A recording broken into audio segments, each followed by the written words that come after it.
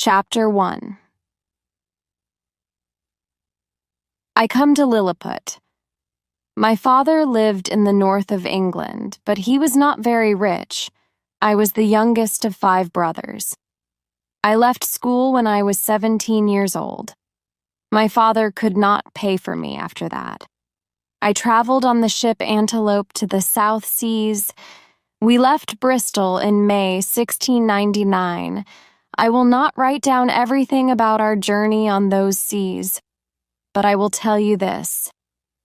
On our way to the East Indies, a great wind carried us the wrong way. 12 of our men died from the hard work and bad food, and the other men were not very strong. One morning there was heavy rain and we could not see well. In the strong winds, the ship hit something in the water and broke. 6 of us got a boat into the sea, but we were weak and the wind turned it over. We fell into the water. The wind and the water carried me away from the other men, and I never saw them again. "I'm going to die," I cried loudly. But then I put my feet down. I could stand. The wind was weaker now. I walked for more than a kilometer through the water and came to an island. It was after 7 at night. I traveled another half a kilometer, but there were no houses or people. Perhaps I could not see them because I was very tired. Then I sat on the ground and slept the best sleep of my life. I woke up after about 9 hours. It was daylight and I was on my back. I tried to stand up, but I could not move. I turned my head a little and looked round me. I saw thousands of strings across my body. They were everywhere, round my arms, my feet, and through my long hair. I could only stay there on my back and look up at the sky. The sun was hot and the light hurt my eyes. I heard noises next to me, but I could see nothing. Then something moved on my foot. It moved over my body and up to my face. I looked down and I saw a man. He was smaller than my hand. 40 more little men followed him. I cried loudly and they were afraid. They all ran away and jumped onto the ground. Some were hurt, they told me later. They came back and one man walked near my face. He threw up his hands and looked up at me. He called, "Hekina Daigle."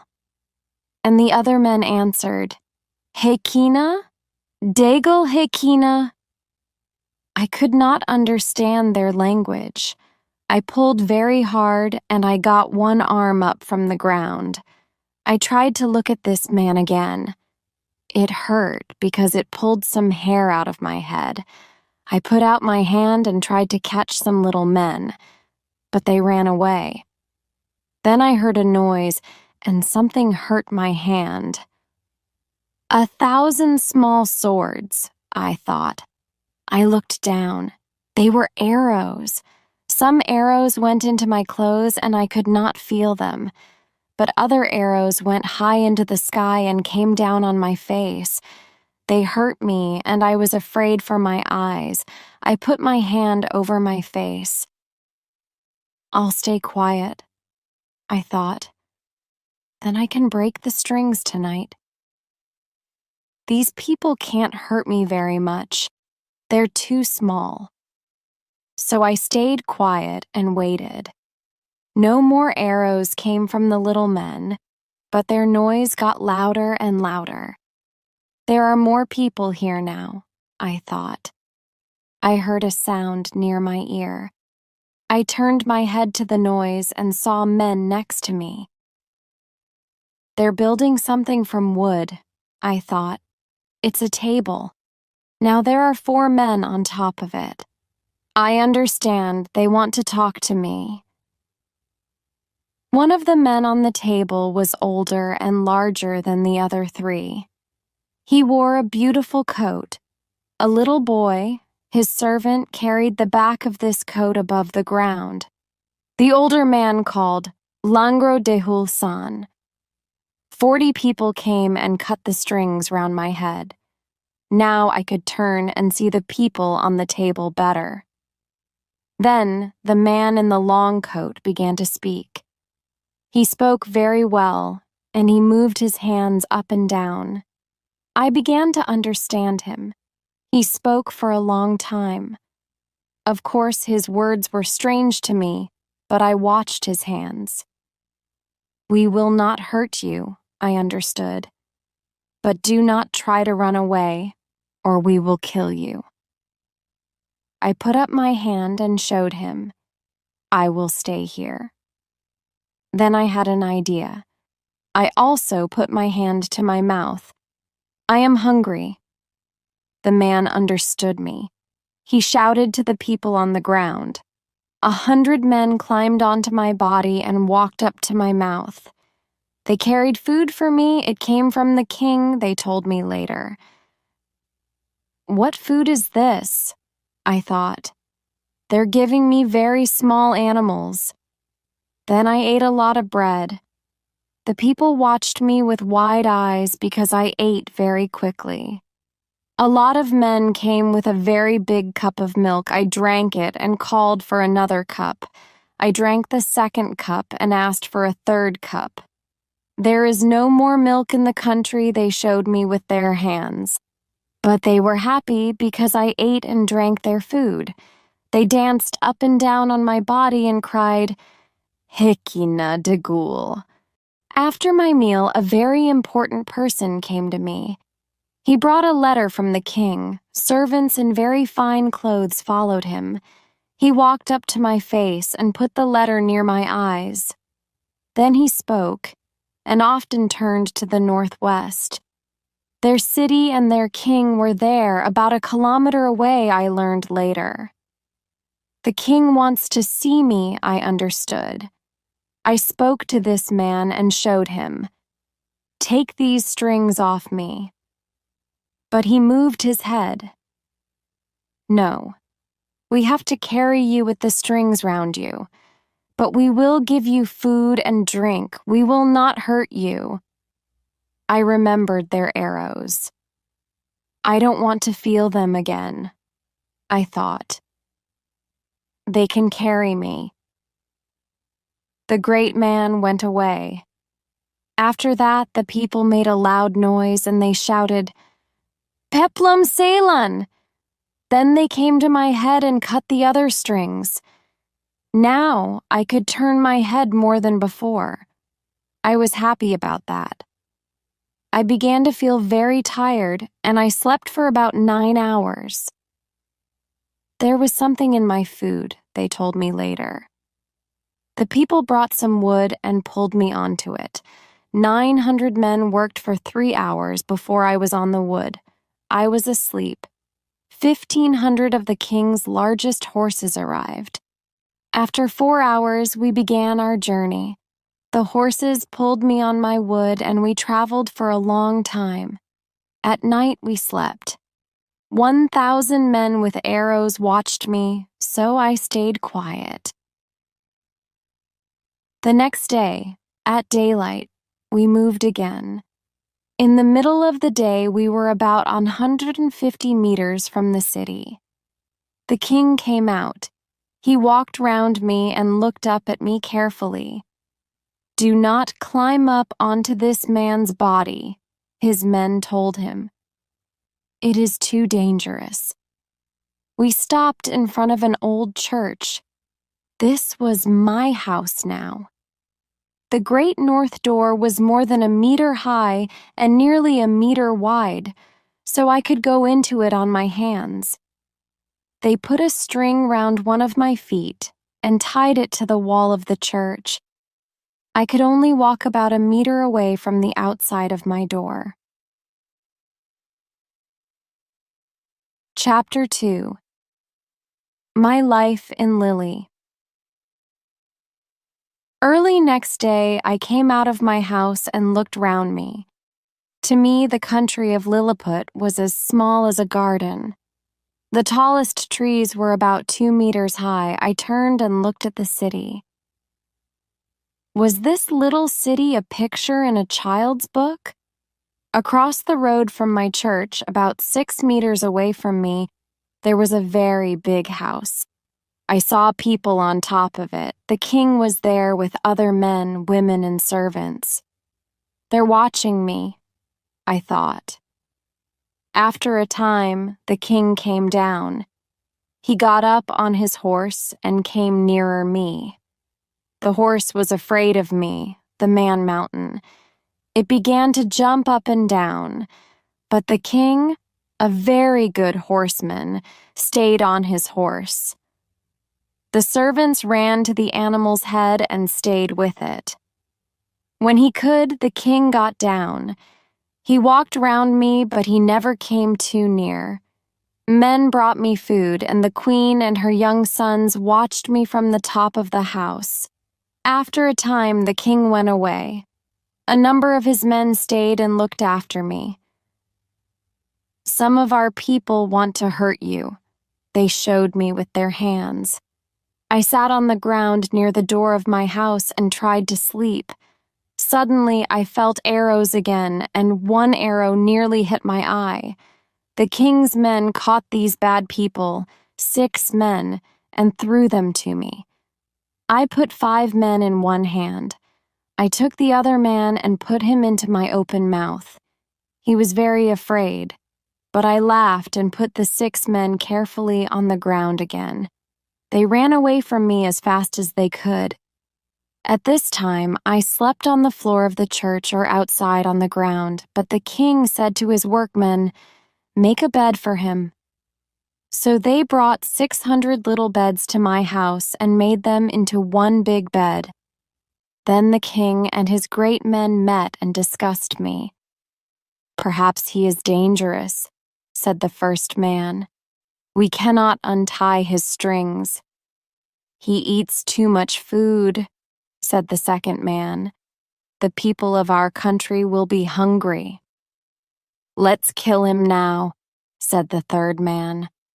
"We can do it when he is sleeping." "No," said his friend. "What can we do with his dead body? It is too big."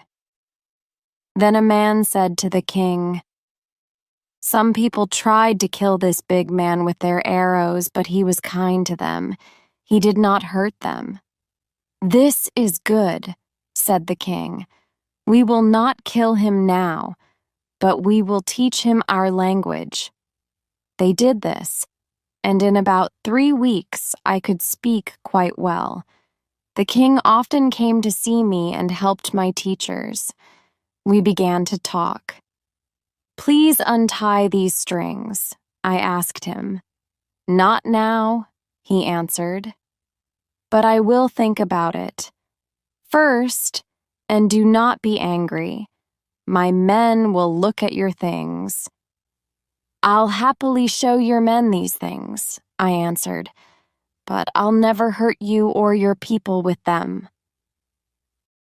The next day, 2 men came and walked over me. They looked inside my clothes. They made notes on everything, my notebook, the glasses for my weak eyes, my money, and my money bag. The king called to me, "Your sword is as big as 5 men. Please give it to me. Wait, I will bring more men." 3,000 men stood round me and watched. "Pull out your sword now," shouted the king. I took my sword from under my clothes. The sun shone on it and hurt everybody's eyes. I put it on the ground, and the king's men quickly carried it away. "Now give me those other strange things," he shouted. I gave him my guns. After this, the king sent me his rules. "Follow my rules and we will untie your strings," he told me. Rules of Golbasto Momaran Evlame Gurdilo Shefa Muli Uligwe, king of Lilliput, a great man. 1. The man mountain will ask before he leaves our country. 2. He will ask before he comes into the city. 2 hours before this, everybody will go into their houses and stay there. 3. He will only walk on the roads. 4. He will walk carefully. He will not put his foot on any person or on their horses. He will not take anybody up in his hands. 5. He will help our ships and our men in the war with the people of the island of Blefuscu. 6. He will help our workmen when they build a wall round our garden. 7. We will give him food for 728 of our people. The reader will ask, why did the king use the number 1728? Well, I was as tall as 12 people from Lilliput, so my body was as large and as heavy as 12 Vipsag 12 hex 12 people from Lilliput. 12 hex 12 is 144. 1/4 or 4x 12 is 1728. This was the answer of the king's clever men. I read the rules and said to the king, I will follow them. The next day, men came and untied the strings from my leg. Now I could walk again. Chapter 3. I make war on Blefuscu. Reldresal, a great man in Lilliput and a good friend of the king, came to my house with his servant. He wanted to speak to me. You can put me on your hand, he said. We talked for an hour. There are many problems in Lilliput, between the big enders and the little enders, he told me. The king and most people are little enders, but the people of the island of Blefuscu help the big enders here. Now there is war. Can you help us? But what is this war about? I asked. And what is a big ender? It is about eggs, answered Reldresal, and it is very important. For many years, everybody in Lilliput cut their eggs at the big end before they ate them. We were all big enders. But this king's grandfather cut his finger when he opened his egg. He was only a boy at the time, but his father, the king, made a new law. Everybody had to open their eggs at the little end. We had to be little enders. Many of the king's people were angry and opened their eggs at the big end. Some big enders left our island and started new lives in Blefuscu. The big enders hate the little enders and the little enders hate the big enders. I went to the king the next day. I can help you in your war, I told him. The ships of Blefuscu are waiting for the right wind. Then they will come to Lilliput. They know nothing about me because I stay away from the sea. Listen, I have a plan.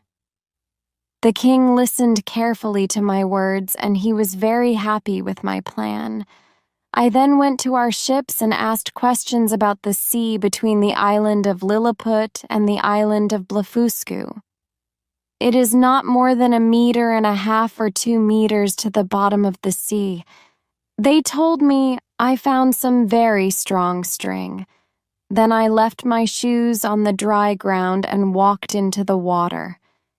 In half an hour, I came to Blefuscu and saw their ships. When they saw me, a lot of men jumped out of their ships into the water. I took my string and put it round the front of every ship. Their men sent arrows at me, and the arrows hit my hands and my face. I was afraid for my eyes, so I put on my eyeglasses.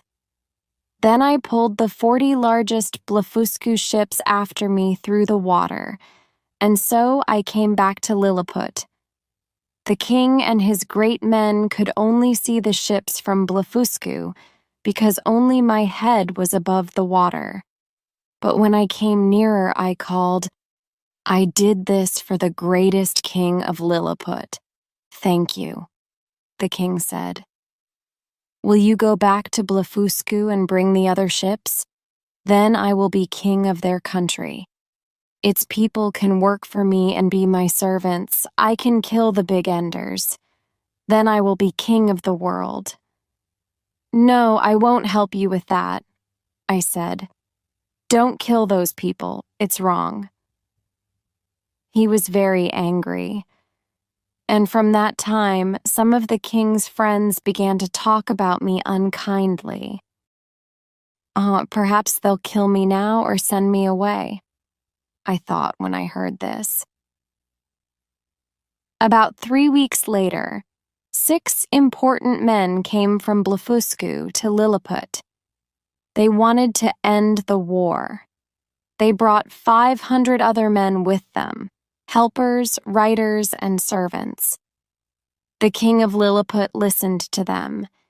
Each man spoke for hours, and then the great men of Lilliput answered, with the help of about 600 men.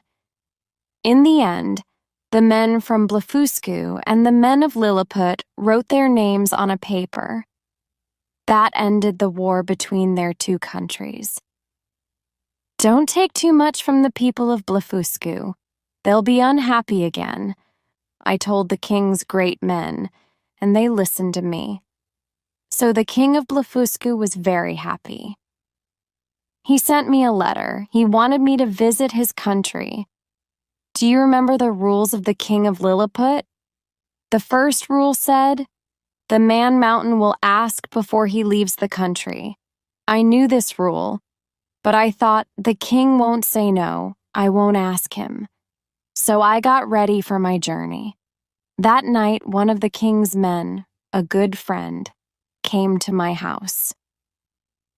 "It is dangerous for you now in Lilliput," he told me.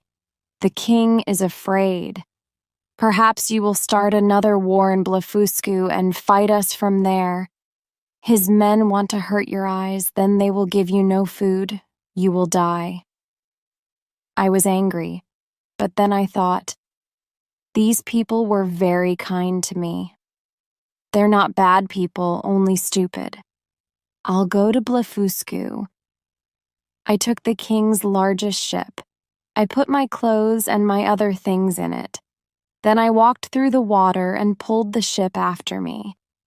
I arrived quickly at the island of Blefuscu. Near the sea, I met 2 men. "Where's your city?" I asked them. They showed me the way. There the king of Blefuscu and his queen came out and met me. They wanted me to be happy, but there was no big house for me there. I had to put my coat over me and sleep outside on the ground. Chapter 4. I come home again. 3 days later, on the northeast of the island, I saw something in the sea a long way away. Perhaps it was a boat. I walked into the water and went near it. It was a boat. The wind and water pushed it and turned it over in the water. I ran back to the city. "Can you send 20 large ships and 2,000 men?" I asked the king. "I want to bring the boat back to the beach." The king's ships came. They tied strings round the boat and pulled it nearer the island. Then I took it and turned it up the right way. It was fine. "Now I can go back to my country," I cried. "I do not want you to go," said the king. But he gave me food and men. The men helped me, and after 2 or 3 days I was ready. I took 6 animals with me because I wanted to show them in my country. I wanted to take some little people too, but they were afraid. I left the island of Blefuscu on 1st May 1702. On my 3rd day at sea, I saw a ship. I called to her, but nobody answered. Then the ship came nearer and her men saw me. It was an English ship. I was very happy to see it. I carried my things onto it. I put the 6 animals in my hat. One man on the ship was an old friend, Peter Williams. He told the other men my name, and everybody was very kind to me. "Where are you traveling from?" they asked. I talked about my journeys, and they said, "These things can't be true. You're ill from your travels." So I brought out the little animals and showed the men on the ship. Everybody looked at them with wide eyes. "Your story is true," they laughed. I will not tell the reader about that journey because nothing really happened. One of my animals died, but I sold the other animals in England for a lot of money. Chapter 5. I come to Brobdingnag. I was rich after my journey to Lilliput, and I bought a house in England. I'll live here quietly and be happy, I thought. But I could not stay there. I went to sea again. We traveled to the Indies. We bought and sold things there. Near the Molucca Islands, a great wind caught us. Day after day it carried our ship to the east. We had food on the ship, but after weeks in that angry wind, we had no clean water. Then the wind died, and one of the seamen shouted. In front of us we saw a strange country. Men left the ship in one of the boats, and I went with them. We looked for water, but we could not find a river. We walked for a long time. I went south, but there was no water. So I went back to the boat. But the boat was not there. It was on the sea, a long way away, and the other men were in it. The boat moved very fast through the water. I opened my mouth because I wanted to shout to them. Then I stopped when I saw a very big man near their boat. The sea was only halfway up his legs. I turned and ran away to the mountains. I was afraid for my life. After a time, I found a very wide road through some trees. I walked on it and looked round me. These aren't trees, I thought. It's corn, about 12 meters high, I think. And this isn't a road. It's a way through the corn. I heard a loud noise and I was afraid again. Suddenly, I saw 7 big men next to me. "They're cutting the corn," I cried. "They'll cut me too, and I'll die here away from my dear wife and children." A man heard me and looked round. Then this big man saw me in the corn. He walked to me and I began to shout loudly, "His foot is going to kill me." The man stopped. For a minute, he looked down at me carefully. We look at a small animal in the same way and think, will it hurt me? Then he took me up in his fingers and put me about 3 meters from his eyes. I was about 20 meters from the ground, so I was afraid. Perhaps he'll throw me down onto the ground and put his foot on me, I thought. In our country, we sometimes do that to animals. I put my hands up. I wanted to say, "Please don't kill me. And your fingers are hurting me." He understood. The man turned up the bottom of his coat and put me in there. Then he carried me to the farmer and put me back on the ground. I spoke to the farmer. He put me next to his ear, about 2 meters away. But he could not understand me. He answered me, and the noise was as loud as a lot of big guns.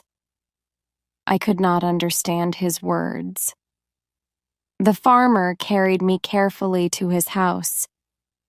It was time for the midday meal. His wife cried loudly when she saw me. Women in England do this when they see a rat. Then she began to like me. She cut up some bread and meat for me. I smiled. "Thank you," and took out my knife. Then I began to eat quickly. The people round the table, the farmer and his wife, 3 children, and the farmer's old mother, watched happily. A cat jumped onto the table and looked down at me. I won't be afraid, I thought. then this cat won't hurt me. I walked past the cat 3 or 4 times, and in the end, she was afraid of me. But then a worse thing happened to me. The farmer and his wife had a baby, and they showed me to this child. He pulled my body and put my head into his open mouth. Then he threw me down on the floor. I was now very tired. The farmer's wife took me to her room and put me on her bed. I slept for about 2 hours, in my clothes and with my sword. When I woke, I looked round me. The room was very big, about 100 meters wide and 60 meters high, and the bed was nearly 20 meters wide and about 8 meters from the floor. Suddenly, I sat up, afraid. 2 rats were on the bed. They wanted some meat, me. One rat came near me, and I pulled out my sword. The 2 animals were not afraid. One rat tried to eat my arm, and I cut its stomach with my sword. It died. I could not kill the other rat, but I cut its back. The farmer's daughter helped me. She was about 9 years old and about 12 meters high. But in other ways, she was not different from an English girl of the same age. She played with a small house in her bedroom, and I slept in the little house away from the rats and other animals. The farmer's daughter was also my teacher. I showed her things and she told me the words for them. So, in 1 or 2 days, I could ask for everything. She called me Grildrig. Then her family used that name, and later everybody in their country, Brobdingnag, called me Grildrig. It means a very small man. The girl looked after me every minute of every day and night. I called her my Glumdal Klitsch, my little helper. But in the end, I made her very unhappy. People in the villages near the farmer heard about me and discussed me. "This animal," they said, "is only as big as a splachnook." This was an animal in their country under 2 meters long. But in other ways, it is not different from a very small man. It speaks its language, and it is learning our words. It walks on 2 legs, but its legs are very small and weak. It wears clothes, and it has a very small sword. The head man of a village came to the farmer's house because he wanted to see me. I stood on the table and spoke to him. Then the visitor talked to the farmer about me for a long time. Glumdal Klitsch listened, but she was more and more unhappy. Later, she cried and told me, "They have a plan. They want to show you to the people of our town when they sell the corn there. Some people will put you in their hands. Perhaps they will hurt you when they do this. My father will make money, but I will try to stop him."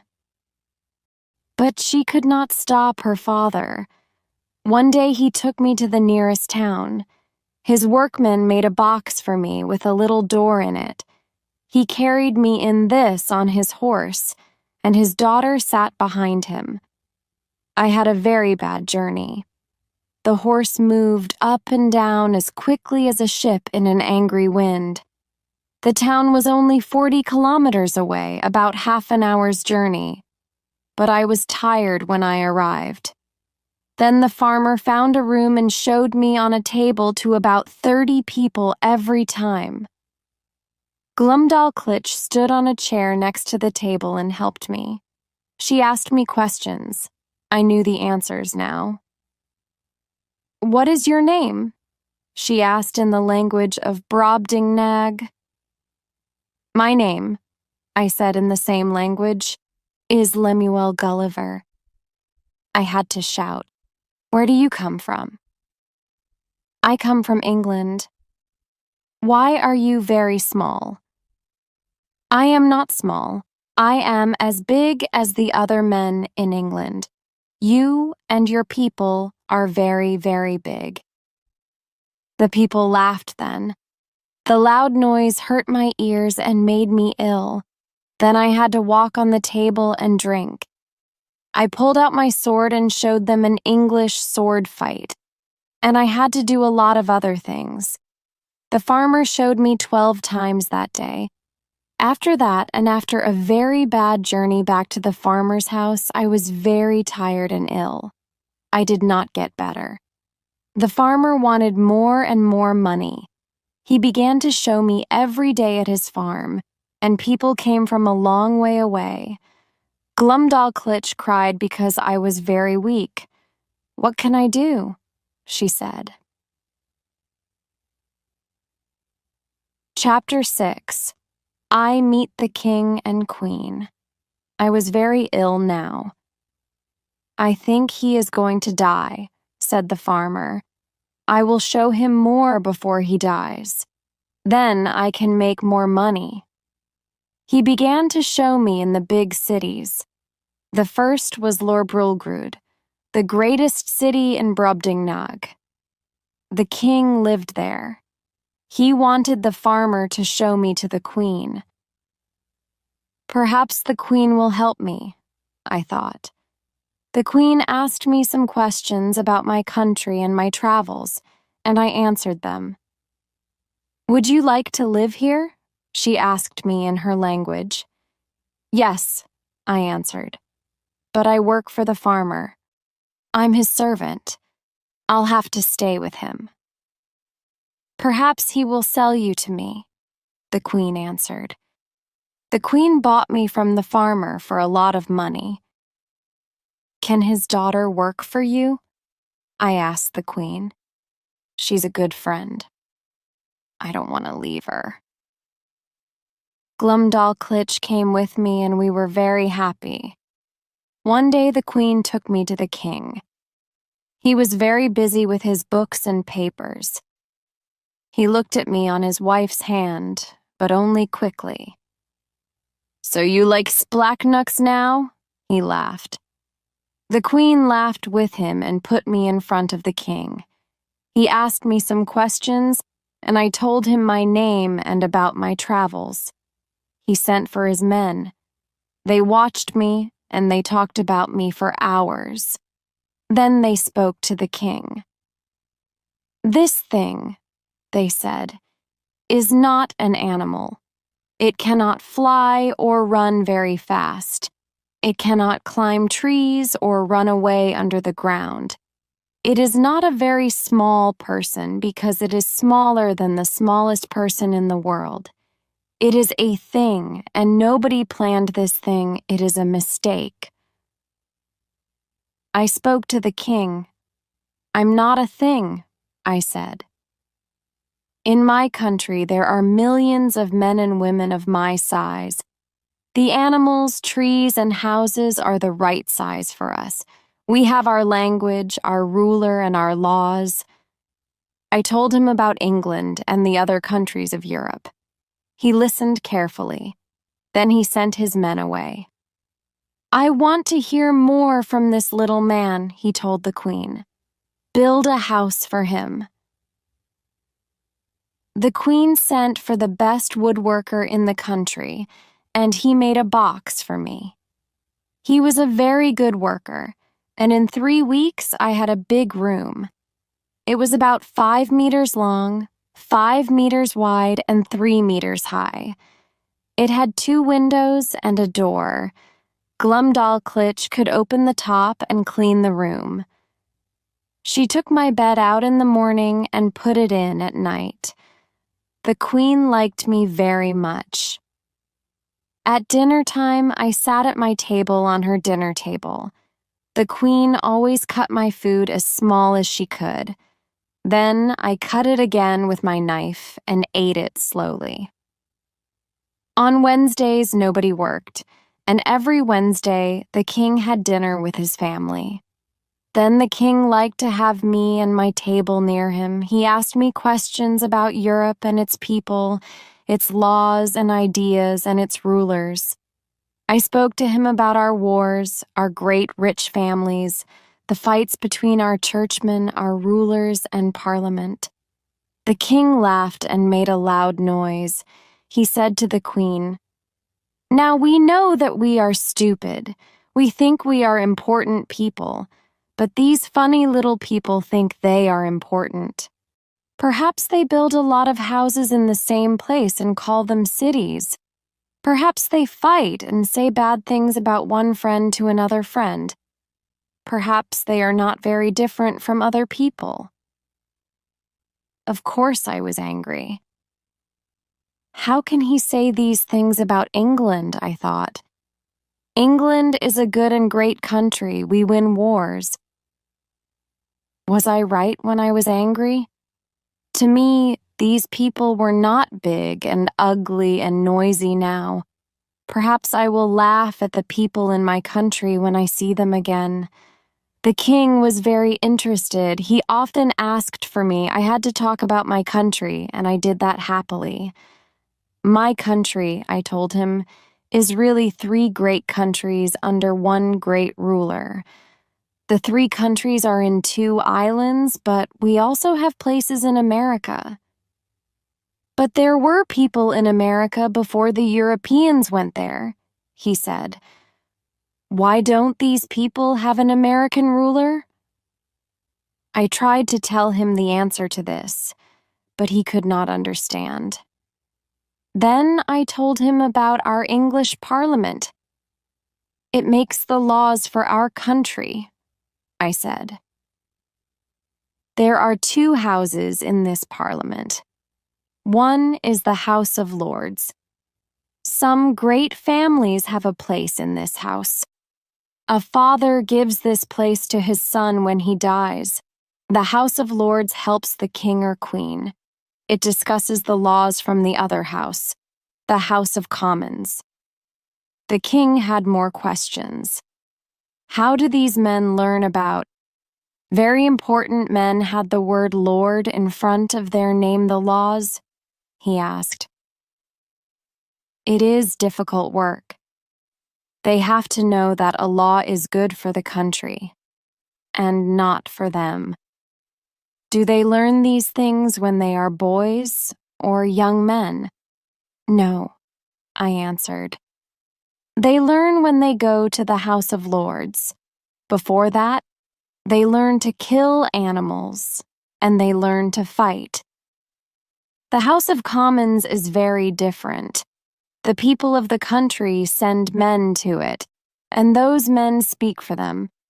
Nobody pays them, but they want to help people. A new law first goes through the House of Commons, then the House of Lords discusses it. Sometimes the ruler wants more money from the people, and then he has to ask the House of Commons. How can the men in the House of Commons do this work for no money? The king asked again and again. Perhaps some men are bad. Perhaps they take money from people when they make a law. Perhaps they get more money from the people for the ruler or his friends. He did not understand my answers, so I told him other things about my country. I do not like, he said, to hear about wars. They cost your country a lot of money. Perhaps, my little Grildrig, you are now better than your little people because you know other places in the world. You are a good man, but sometimes stupid because, of course, your head is very small. I was angry. We are small people with small heads, I thought, but we know a lot of things in our country. I'll tell him about gunpowder. We have very clever men in my country, I began. They can make a dangerous powder. They push this powder into a long gun. Inside the gun there is a very hard ball. When you put fire near the powder, there's a loud noise. The powder pushes the ball from the gun, and the ball flies out very fast. When it hits something, it breaks it. A ball from the biggest gun will kill a lot of men, or it will break the strongest wall. or send the biggest ship to the bottom of the sea. "Who can make this powder?" the king asked me. "A lot of people, from good schools," I said. "I can make it. I can show your workmen and they can make big guns, perhaps 60 meters long. With 20 or 30 of these guns, you can break down the walls of the strongest town in your country in hours." "Stop!" the king said. "Never speak of these things again. Don't talk about them to me or to anybody in my country, or you will die." This is strange, I thought. He is a good king, and he understands a lot of things. But sometimes people want changes, and he doesn't want to hurt anybody. What will he do when they don't want a king here? "Your rulers, your men in parliament, and your clever men are not working for the people of your country," said the king. "A good farmer, with his fruit or vegetables, helps his people better than them." Chapter 7. I come home again. After 2 years in the country of Brobdingnag, the king and queen made a journey to the towns and cities of the south. I traveled with them in my box. We arrived near the sea. Glumdal Klitsch and I were very tired after our journey, but I wanted to see the sea again. "Glumdal Klitsch," I said, "we're tired, but I'd like to be outside. Let's go down to the sea." She called a boy. He carried my box and we went out. The boy was not very careful. I felt more ill than before. "I'll sleep for a time," I told Glumdal Klitsch. She shut my windows and my door. Then I went to sleep. Suddenly I woke up because the box moved, up and very fast. I moved to a window and opened it. I looked out, but I could see nothing, only sky. Then I knew. "One of the country's great seabirds is carrying me away," I cried. "When it's near its home, it will break my box. Then the bird will carry me to the young birds for food." My box began to move faster and faster, up and down. Through the window, I saw 2 other birds. They began to fight with my bird, and it could not carry me. I fell into the sea with a loud noise, and I went down, down, under the dark water. Then, suddenly, my box came up again to the top of the water and stayed there. "I'm not dead," I cried, "and the water isn't coming in. But what's going to happen to me? How can I get out? Will I die because I'm hungry or thirsty or cold? Will great winds break my box?" One day I heard a loud noise. Something pulled my box up about a meter, and I could hear the sound of people. So I shouted in different languages. Something or somebody moved the top of the box, and then I heard, in English, the words, "Is anybody there?" "Yes," I shouted. "I'm an Englishman. Please help me." "Your box is now near our ship," he answered, "and one of our men is going to break it. Then you can climb out." "No, don't, wait," I called. "Pull the box out of the water and put me on a table." The men laughed. When I was out of the box and in the ship, I understood. They were not bigger than I was. "Why are you shouting?" asked one man. "Do you know the country of Brobdingnag?" I asked him. "There the people are very, very big, more than 20 meters tall." One had to shout, or they couldn't hear me. I was there before my journey in the box.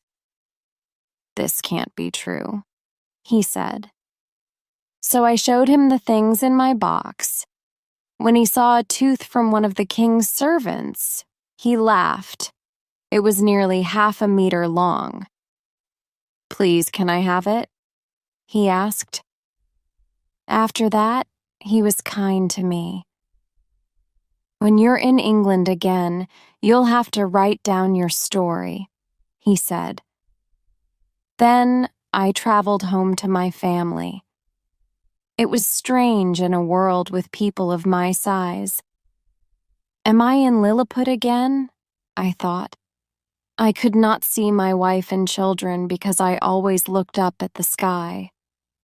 I had to do this in Brobdingnag when I wanted to see people's faces.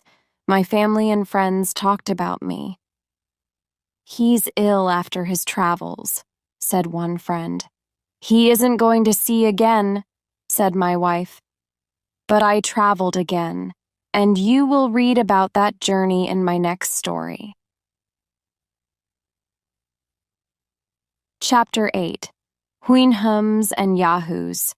I stayed in England with my family for some months, but then I wanted to travel again. I left England in my ship in September 1710. For a month we had a good wind. Then it died and we could not move. The seamen were all ill. I have to find more men, I thought. I'll go to the island of Barbados. There I found men, but the idea was a mistake. These men and mine took the ship. They put me in a small room and tied me to my bed. "There's a man outside your door," they said. "Don't come out or he'll kill you. We have your ship now, so we can fight other ships and take things from them." They brought me food and drink, and I stayed in that room for a long time. Then, one day, a great wind took the ship out of our way.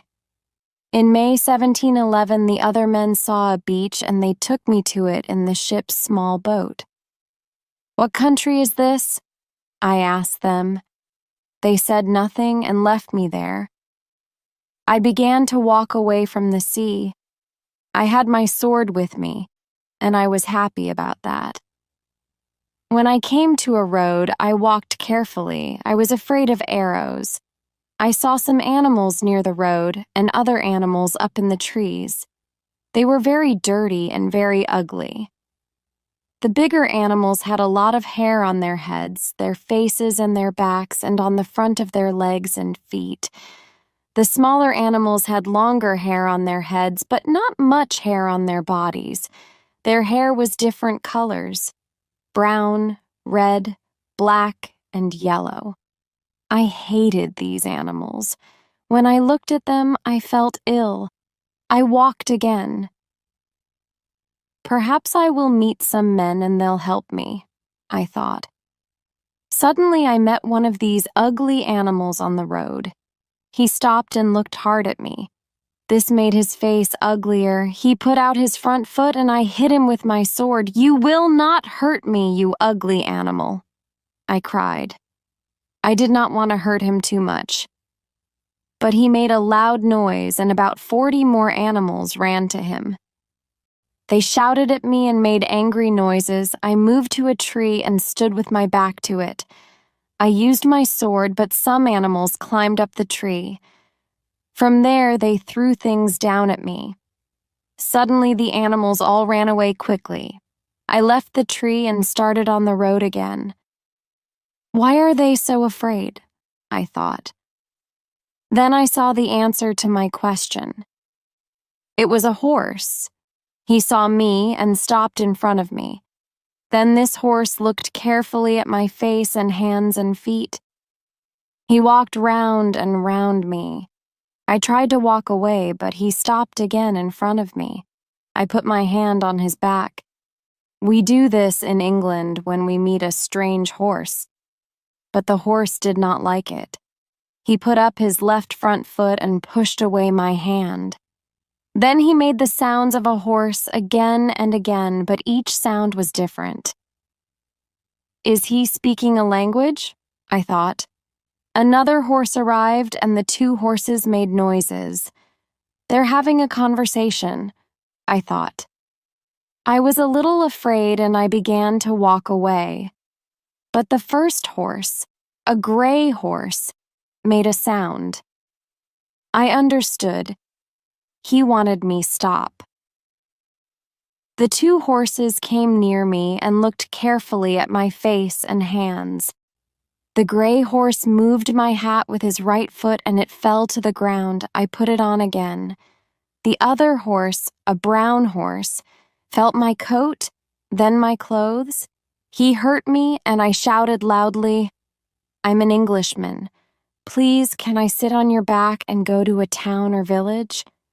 The two horses began to talk about me again in their horse language. One word made the sound, Yahoo. I tried to say it too. Then I said it to the horses. The gray horse said the word again and again. I repeated it, but not very well. The brown horse gave me a second word, a more difficult one. Hoinham. I tried it 2 or 3 times. The last time was better. One horse talked to the other horse. About me, I think. And the brown horse went away. The gray horse told me, "Walk in front of me." I followed him. Sometimes I walked too slowly and he cried, "Hoon, hoon." "I'm tired and I can't walk faster." I showed him.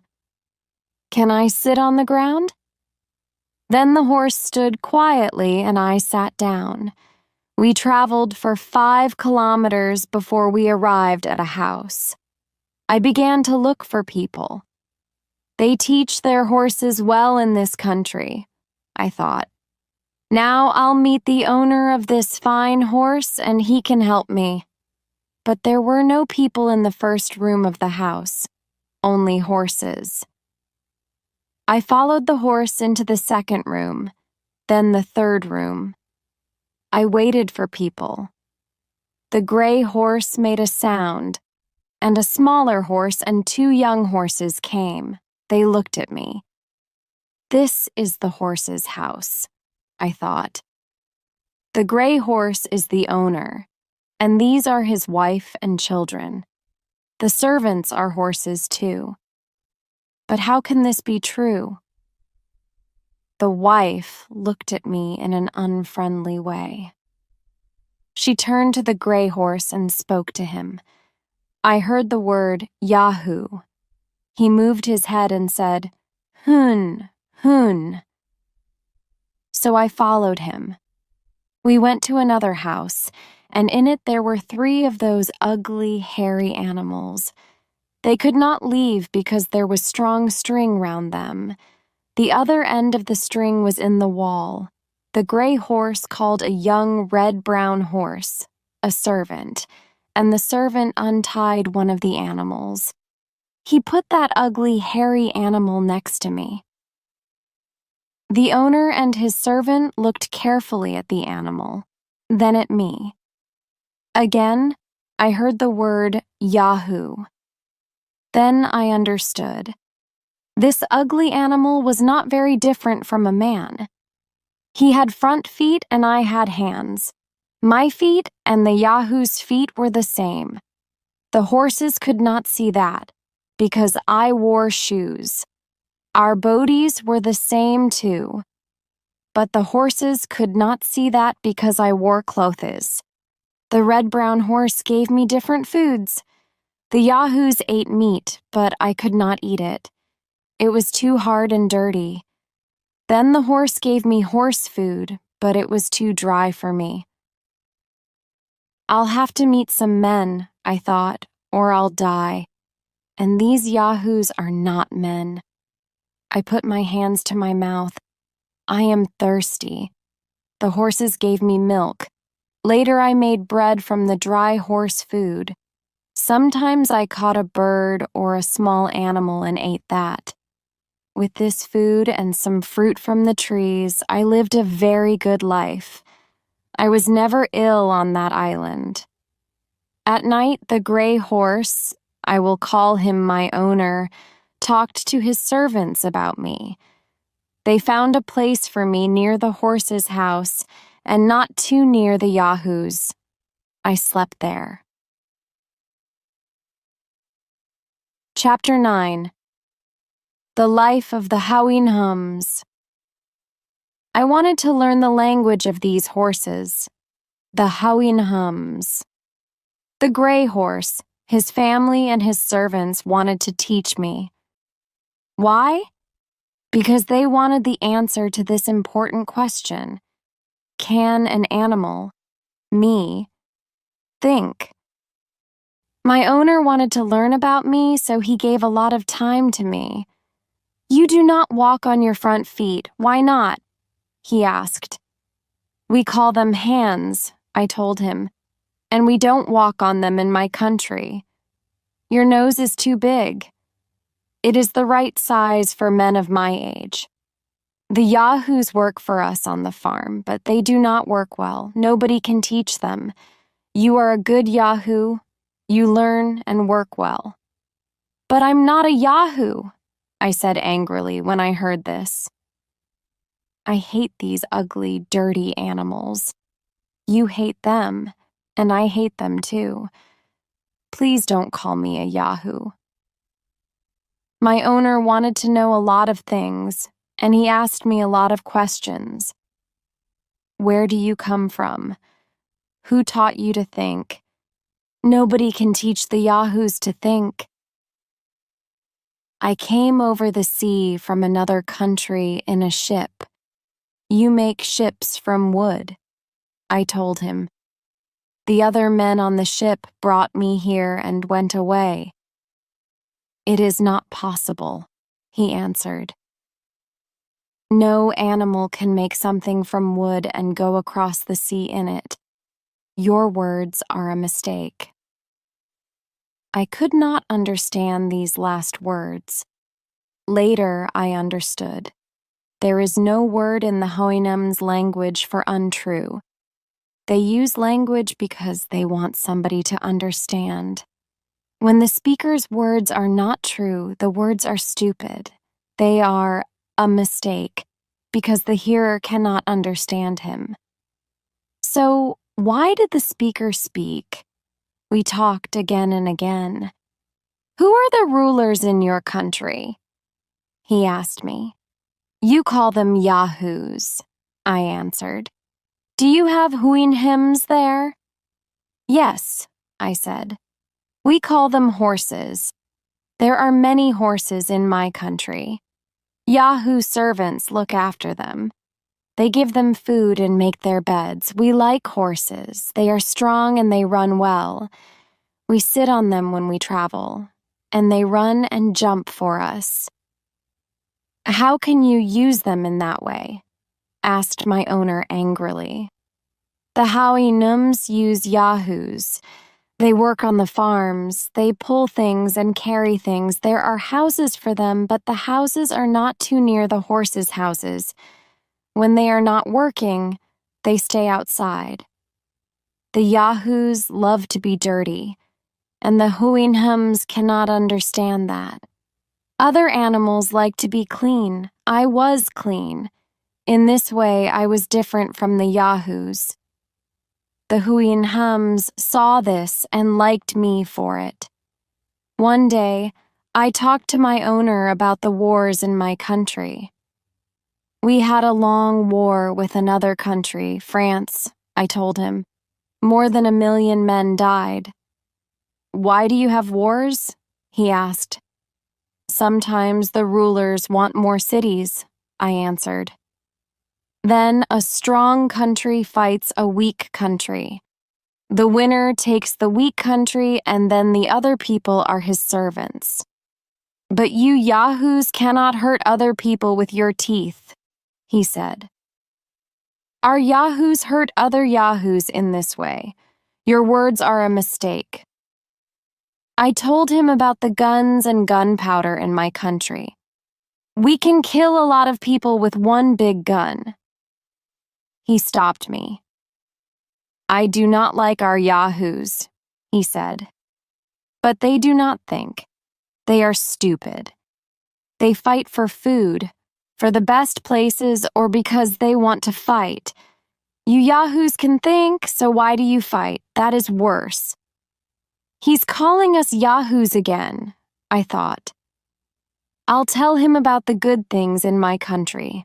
So I talked for a long time about our parliament, our rulers, our laws, and our clever men and women. There is no word for bad in the Huinams language, but they use the word yahoo when a worker is stupid, a sevendabram yahoo, for a child's mistake, wanahom yahoo, for strong winds and heavy rain. They use it when they cut their feet. They use it when they hate something. The Huinhims teach their young horses well. The young horses have to be clean, friendly, and kind, and they have to work hard. They have to be strong and well. Every 4 years, the young Huinhums from everywhere in the country meet for games and running and jumping. When a horse wins, a friend sings a song about him or her. Every 4 years, too, there is a meeting. Then the heads of families talk about the country's important problems. Chapter 10. I Come Home Again. 3 years after I arrived in this country, the gray horse came back from a meeting. His face was very sad. He said to me, "The other Huinhums are not happy. You are better than a Yahoo because you can learn. They know that. But you cannot live in my family because you are not a Huinhum. They are afraid. One day perhaps the Yahoos will fight us and you will help them. They say you have to leave my house. I do not like this, but please find some wood. Make that thing and travel in it across the sea. We will help you. You have to go." I was as sad as my owner. I liked the Huinhums. They were very kind and they were good friends. They love everybody in their country, not only their families. They do not marry for love, they marry for strong children. I wanted to stay there with them. When I thought about my family and friends in England, I thought, in many ways they're as bad as the Yahoos here. I don't like my face or body now. I don't want to go home. I don't want to be a Yahoo. I fell down at the feet of my owner. For a time, I wanted to die. Then I got up and said, "I understand. You and the other Huinhums are right. I'm a stupid Yahoo. I'll leave your country." "Thank you," answered my owner. "You can have 2 months, then you will have to go. Which servants can help you?" "The young red-brown horse likes me," I said. "He and I can build the boat." In 6 weeks, we made a light boat from wood. We put food and milk and water into it. On 15th February, 1715, I was ready. Early in the morning, my owner and his family came down to the water and watched. The gray horse cried and put his front foot to my mouth. When I moved out to sea, I heard the red-brown horse. He called in his language, "Be careful, good Yahoo!" I was on the sea for many days. I wanted to go to India, but I could not find that country. I was nearly dead when I saw a ship. The Yahoos on the ship were good men, but I felt ill when I looked at them. I wanted to jump into the sea. "I cannot live with Yahoos," I cried. But a man stopped me and tied me to my bed. They spoke to me in the Portuguese language. I know this language well, and I could understand them. This was very strange for me. After 2 or 3 days, I began to feel better, and I told them about the Yahoos. "This cannot be true," they cried. I was angry. After my time in the country of the Huinhums, I could only speak true words, but they listened to my story again. They thought carefully about it and said, "This is possible." I traveled on this ship to Lisbon. There I found a ship for England. It was very difficult for me. I had to learn to live with men again. In many ways, they are not different from yahoos. But I don't want to live with yahoos, I cried. I want to live with good, kind Houyhnhams. I hate dirty yahoos, and I hate bad yahoos. My people make me angry when they are unkind to horses. I bought 2 horses. I understand them well, and they understand me. I talk to them every day. They are good friends. I can never forget the wonderful Houyhnhams.